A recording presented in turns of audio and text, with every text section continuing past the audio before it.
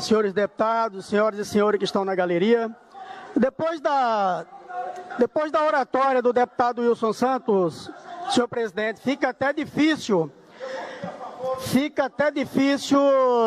de você...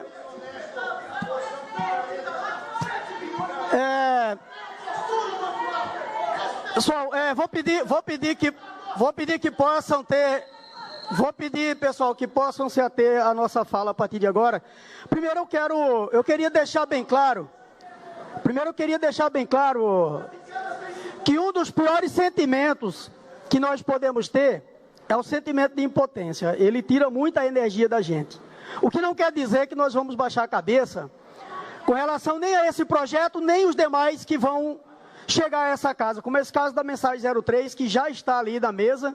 Eu já dei uma olhada e nós vamos ter que nos ater, inclusive para prestar atenção no que disse o deputado Wilson Santos aqui sobre a questão da sonegação fiscal aqui no estado de Mato Grosso. Santos, para começar, Santos, eu queria falar para você que eu me sinto envergonhado da gente não conseguir derrubar o veto, aquele veto ao projeto que concedia isenção à energia das famílias de home care. Eu quero dizer para você que eu, particularmente, me sinto envergonhado da gente não ter conseguido. Das tantas e tantas vezes que você esteve no gabinete pedindo ajuda, não só a mim, mas a vários outros deputados, e a gente não ter conseguido derrubar esse veto. Mas eu ainda acredito, Santos, que a gente consiga, deputado Dilma Dal Bosco, líder do governo, que a gente consiga negociar com o governo e o governo possa mandar, se a razão do veto era pelo vício de iniciativa, que o governo possa mandar um projeto de lá para dar isenção para essas famílias. Nós vamos tentar trabalhar junto ao governo para que isso aconteça. E o segundo ponto que nos deixa aqui entristecido é com relação a essa votação. A gente começa a fazer um cálculo básico, como diz o meu amigo Fabiano Frata, uma continha de padeiro. O orçamento para o ano que vem é de 20,3 bilhões. Com mais, nem vou falar dos 7 de renúncia, Wagner, vou falar aqui, por exemplo, desses 7 que foi, segundo o próprio deputado Wilson Santos, por exemplo, está sendo roubado, porque na verdade, esse é o termo que deve ser utilizado, seriam 28 bilhões. Com 28 bilhões de orçamento, o governo do estado teria feito os concursos necessários, teria entrado servidores no quadro, teria muito mais gente trabalhando e bancando a Previdência do que tem aposentado, e não teria essa desculpa de que nós temos um déficit de 1 bilhão e 300. É muito fácil chamar a sociedade, vir fazer discurso de fazer reforma administrativa, tem que fazer reforma administrativa. A reforma administrativa que falam, na verdade, é demissão de servidor. É a diminuição da máquina, quando falam diminuição da máquina, é a demissão de servidor. O deputado Eliseu e eu, ultimamente, tivemos no 3º Batalhão, 40% do efetivo do 3º Batalhão nos últimos anos foi retirado e foi mandado para outra localidade que não tinha. Está faltando policial militar, está faltando policial civil, está faltando policial penal, estão fechando cadeia no interior do estado por falta de agente da Polícia Penal. Boa parte dos profissionais da saúde do estado de Mato Grosso são contratados. Tem empresa privada prestando serviço em várias outras áreas. Agora, concordo com o deputado Wilson nesse sentido.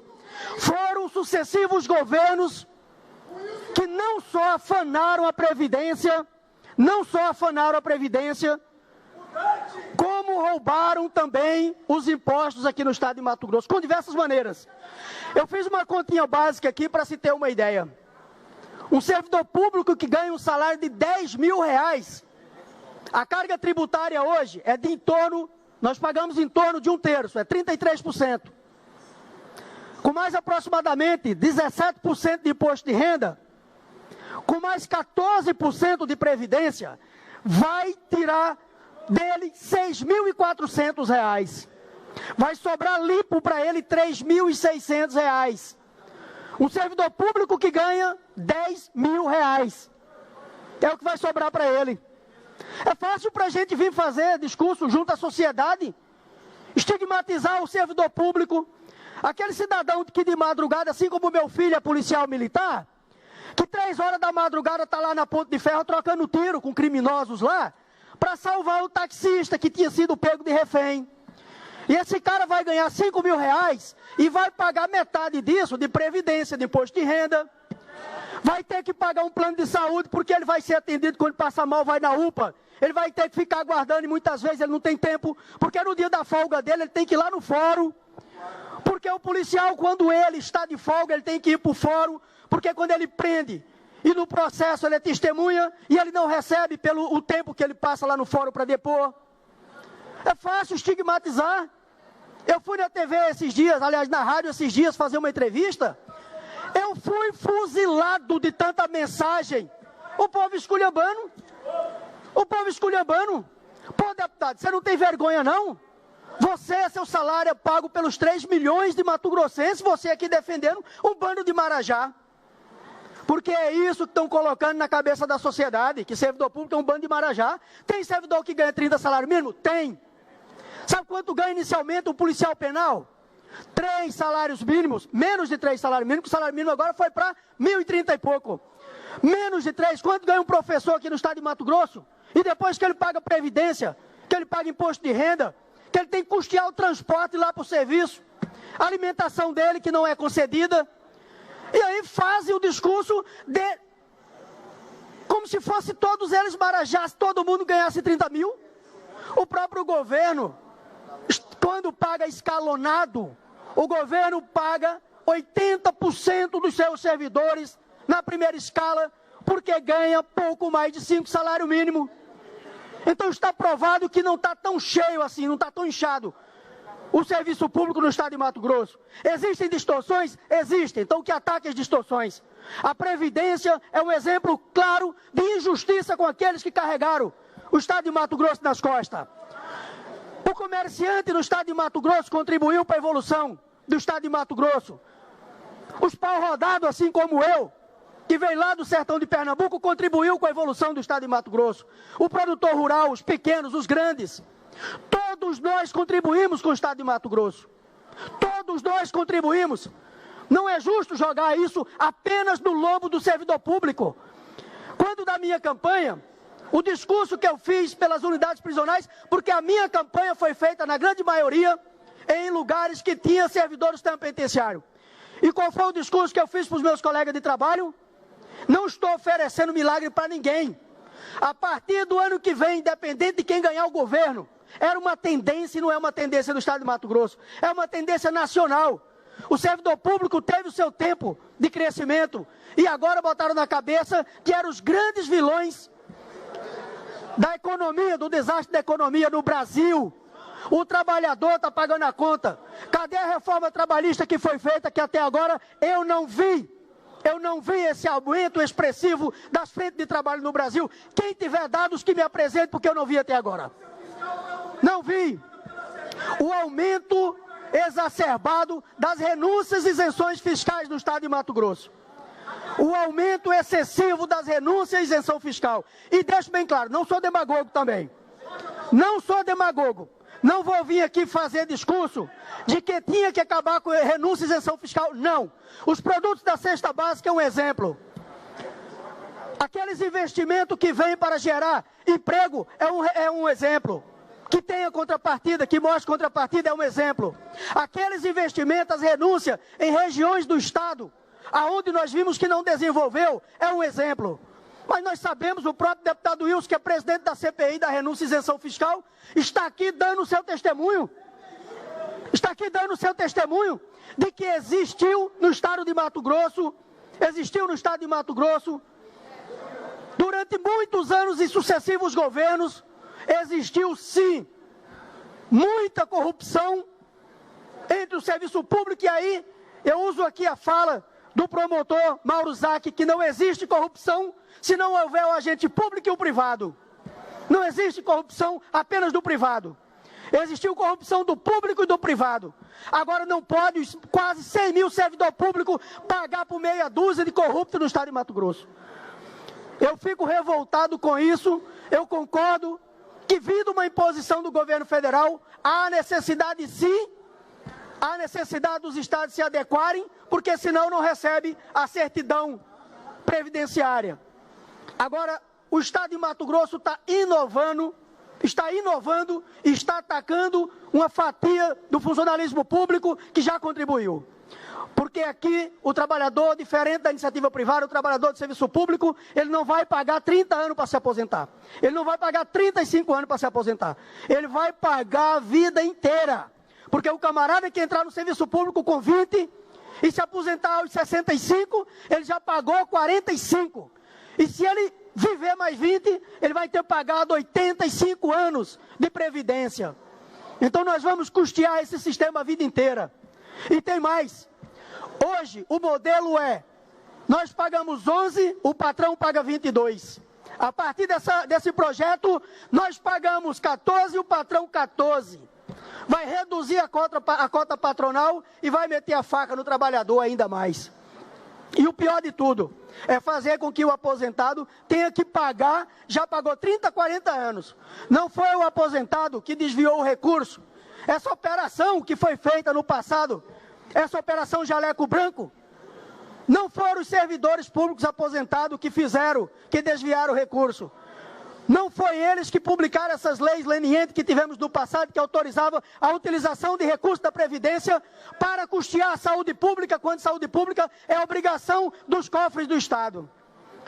Até concordo que temos sim um déficit aqui. Um déficit, mas em virtude da má gestão, da corrupção, e não é culpa do trabalhador que já pagou durante 30, 35, 40 anos. Não é culpa dele. O deputado Wilson Santos me trouxe aqui uma luz. O deputado, na sua fala, me trouxe uma luz quando disse que há claros exemplos de que o estado de Mato Grosso está deixando de arrecadar. E não estou falando da renúncia e isenção, não, que são mais 7 bilhões para o ano que vem. Estou falando de sonegação, 7 bilhões. 28 bilhões de orçamento para 2020. A gente faria o concurso que está faltando, supriria a necessidade da Previdência, porque ia entrar novos servidores e não precisaria fazer os aposentados pagar. Então nós temos que encontrar quem são esses surrupiadores aí.